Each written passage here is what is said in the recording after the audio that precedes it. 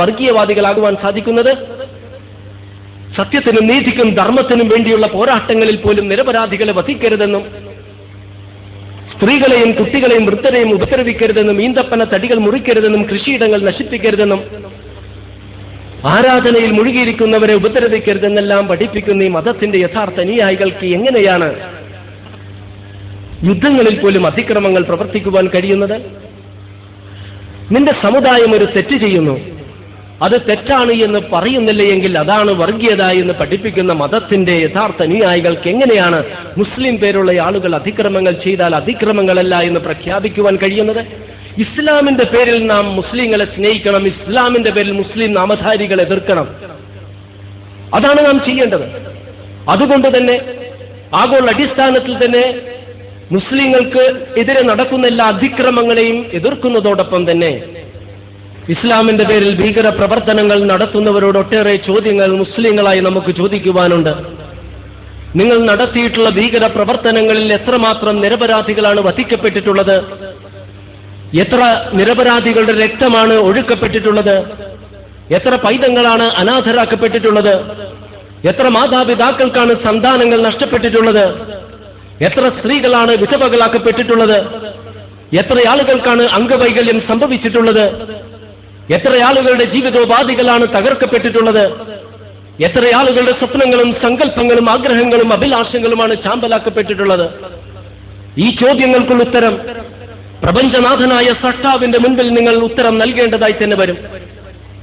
ആ ഘട്ടത്തിൽ വിശുദ്ധ ഖുർആൻ നിങ്ങൾക്ക് അനുകൂലമായി സാക്ഷി പറയുമെന്ന് കരുതിയാൽ അതിക്രമങ്ങൾക്കെതിരെയുള്ള വിശുദ്ധ ഖുർആന്റെ ഒട്ടേറെ വചനങ്ങൾ നിങ്ങൾക്കെതിരെയുള്ള ശക്തമായ താക്കീതുകളായിരിക്കും.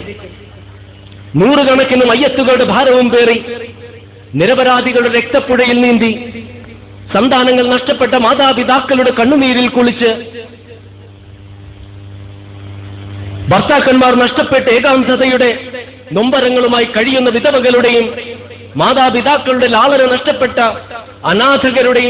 അനാഥകളുടെ ശാപത്തിന്റെ ഭാരവും പേറി അള്ളാഹുവിനെ കണ്ടുമുട്ടുന്നത് നിങ്ങൾ ഭയക്കുന്നില്ലേ?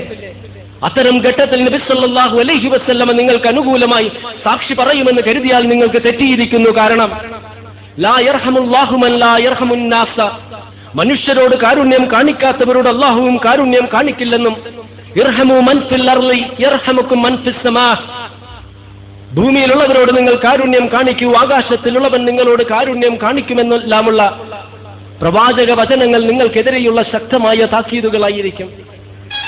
കാരണം നിരപരാധികളെ കൊന്നൊടുക്കുന്നതിൽ എവിടെയാണ് കാരുണ്യമുള്ളത്? സ്ത്രീകളെ വിധവകളാക്കുന്നതിൽ എവിടെയാണ് സഹാനുഭൂതിയുള്ളത്? പൈതങ്ങളെ അനാഥരാക്കുന്നതിൽ എവിടെയാണ് ദയയുള്ളത്? സ്വയം പൊട്ടിത്തെറിക്കുന്ന മനുഷ്യ ബോംബുകളായി തീർന്ന് നിരപരാധികളെ വധിക്കുവാനുള്ള എന്തവകാശമാണ് നിങ്ങൾക്കുള്ളത്? എങ്ങനെയാണ് നിങ്ങൾക്ക് യുവാക്കളെ പ്രേരിപ്പിക്കുവാൻ കഴിഞ്ഞത്? വലാ തഖ്തുലു അൻഫുസകും, നിങ്ങൾ തന്നെ വധിക്കരുതെന്ന വിശുദ്ധ ഖുർആനിലെ 4-ാം അധ്യായത്തിൽ 29-ാം വചനം നിങ്ങൾക്ക് എങ്ങനെയാണ് മറക്കുവാൻ കഴിഞ്ഞത്?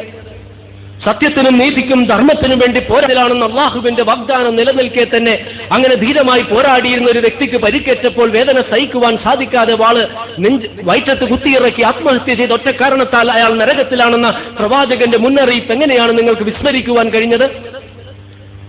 മലമുകളിൽ നിന്നും ചാടി ആത്മഹത്യ ചെയ്യുന്നവൻ നരകത്തിലാണെന്നും നരകത്തിൽ വെച്ച് അയാൾ നിരന്തരം ഉയരങ്ങളിൽ നിന്നും ചാടിക്കൊണ്ടിരിക്കുമെന്നും വിഷം കഴിച്ച് മരിക്കുന്നവൻ നരകത്തിലാണെന്നും നരകത്തിൽ വെച്ച് അയാൾ നിരന്തരം വിഷം കഴിച്ചു കൊണ്ടിരിക്കുമെന്നും മൂർച്ചയേറിയ ആയുധം സ്വശരീരത്തിലേക്ക് കുത്തിയിറക്കി ആത്മഹത്യ ചെയ്യുന്നവൻ നരകത്തിലാണെന്നും നരകത്തിൽ വെച്ച് അയാൾ നിരന്തരം ഇങ്ങനെ ആയുധങ്ങൾ ശരീരത്തിലേക്ക് കുത്തിയിറക്കിക്കൊണ്ടിരിക്കുമെന്നെല്ലാമുള്ള പ്രവാചകന്റെ മുന്നറിയിപ്പുകൾ നിങ്ങൾക്ക് എങ്ങനെയാണ് മറക്കുവാൻ കഴിഞ്ഞത്?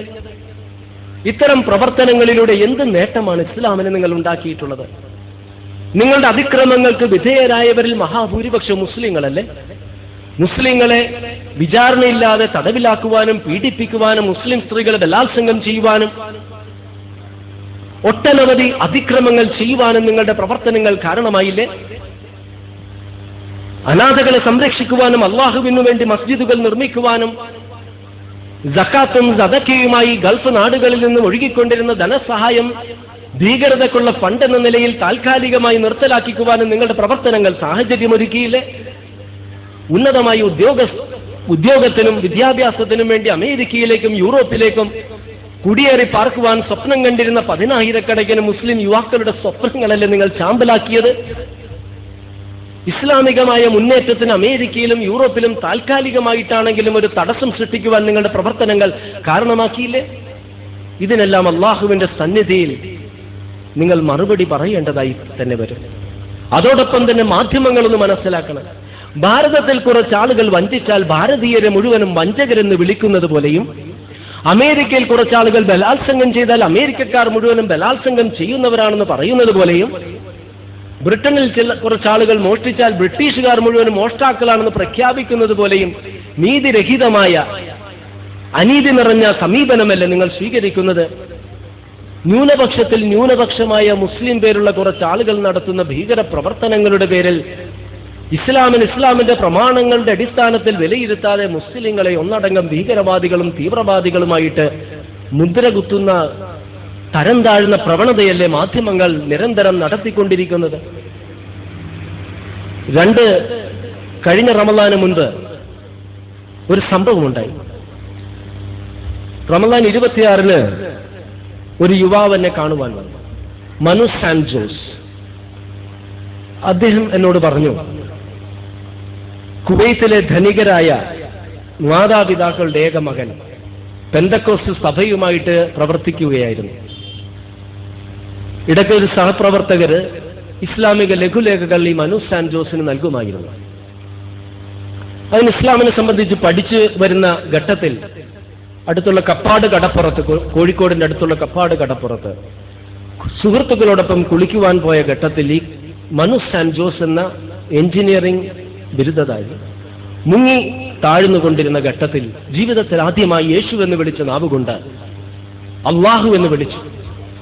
ഈ ഘട്ടത്തിലാണ് സുഹൃത്തുക്കൾ അദ്ദേഹത്തിന്റെ കൈപിടിച്ച്, ചങ്ങല പോലെ സുഹൃത്തുക്കൾ കൈകോർത്ത് പിടിച്ച് ഈ കുട്ടിയെ മനു സാൻജോസിനെ വെള്ളത്തിന്റെ ആഴങ്ങളിൽ നിന്നും രക്ഷിക്കുന്നത്. പിന്നീട് ഭയമായി, മരണത്തെക്കുറിച്ചുള്ള ചിന്തകളായി, ആഖിറത്തിനെ സംബന്ധിച്ചുള്ള ഭയമായി. അതിന് വീണ്ടും വീണ്ടും ഇസ്ലാമിനെ സംബന്ധിച്ച് പഠിച്ച് അദ്ദേഹം കുവൈത്തിൽ വെച്ച് ഇസ്ലാം സ്വീകരിച്ചു.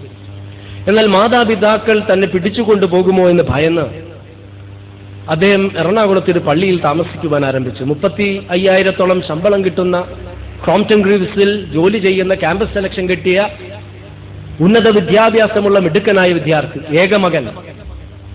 അദ്ദേഹം എന്നെ കാണുവാൻ വന്നത് പള്ളിയിൽ വന്ന് മാതാപിതാക്കൾ തന്നെ പിടിച്ചുകൊണ്ടുപോകുമോ എന്ന് ചോദിക്കാനാണ്. ഞാൻ പറഞ്ഞു, യുവാവാണ്, 18 വയസ്സ് കഴിഞ്ഞു, 23 വയസ്സായി, സാമ്പത്തികമായിട്ടും ഭദ്രതയുണ്ട്, അതൊന്നും സംഭവിക്കുമെന്ന് തോന്നുന്നില്ല. എന്നാൽ ദൗർഭാഗ്യവശാൽ അതാണ് സംഭവിച്ചത്. പള്ളിയുടെ അകത്ത് മാതാപിതാക്കളും കുറെ ആളുകളും കയറി വന്ന് മനു സാൻജോസിനെ അവിടെ നിന്ന് പിടിച്ചുകൊണ്ടുപോയി. അദ്ദേഹം ബിലാൽ എന്ന പേരാണ് സ്വീകരിച്ചിരിക്കുന്നത്. അങ്ങനെ ഒരുപാട് മർദ്ദനങ്ങൾ ഏൽക്കേണ്ടി വന്നു. പല കേന്ദ്രങ്ങളിലും അദ്ദേഹത്തെ കൊണ്ടുപോയി അദ്ദേഹത്തിന്റെ സുഹൃത്ത് ഹൈക്കോടതിയിൽ ഹേബിയസ് കോർപ്പസ് പെറ്റീഷൻ ഫയലാക്കി. സാധാരണ കോടതി ആ കുട്ടിയെ പ്രൊഡ്യൂസ് ചെയ്യാൻ, അല്ലെങ്കിൽ ആ വിദ്യാർത്ഥിയെ പ്രൊഡ്യൂസ് ചെയ്യാൻ, ആ ഉദ്യോഗസ്ഥനെ പ്രൊഡ്യൂസ് ചെയ്യാൻ പറയുന്നതിന് പകരം പോലീസുകാരോട് വിവരം പറയുവാൻ പറഞ്ഞു. പോലീസുകാർ പോയി കോടതിയെ ബോധിപ്പിച്ചു ആ മനു സാൻജോസ് പൂർണ്ണ സംതൃപ്തനാണ്, സ്വതന്ത്രനാണ് എന്ന്. അങ്ങനെ വീണ്ടും പീഡനം, തടവ് തന്നെ. അവിടെ നിന്നും മനു സാൻജോസ് രക്ഷപ്പെട്ട് എന്റെ അടുത്ത് വന്നപ്പോൾ ഞാൻ പറഞ്ഞു, നേരിട്ട് കോടതിയിൽ ഹാജരാകുക. ഈ ഘട്ടത്തിലാണ് കാശ്മീരിൽ ഒരു ഇസ്ലാം മതം സ്വീകരിച്ച ഏതൊരു വ്യക്തി പോയി ഏറ്റുമുട്ടലിൽ മരിച്ചു എന്ന വാർത്ത വരുന്നത്. ഉടനെ സ്വന്തം മാതാപിതാക്കൾ തന്നെ തീവ്രവാദ ബന്ധമുണ്ട് എന്ന് പഴിചാരുന്നു മനു സാൻജോസിനെതിരായിട്ട്. ഈ പഴിചാരിയിട്ട് പോലീസുകാർ അദ്ദേഹത്തെ അന്വേഷിക്കുവാനും എല്ലാം ആരംഭിച്ച ഘട്ടത്തിലാണ് ഇദ്ദേഹം നേരെ കോടതിയിൽ തന്നെ നേരിട്ട് പോയി ജഡ്ജിമാരുടെ മുൻപിൽ അദ്ദേഹം വാദിക്കും. അങ്ങനെ പോലീസുകാർ റിപ്പോർട്ട്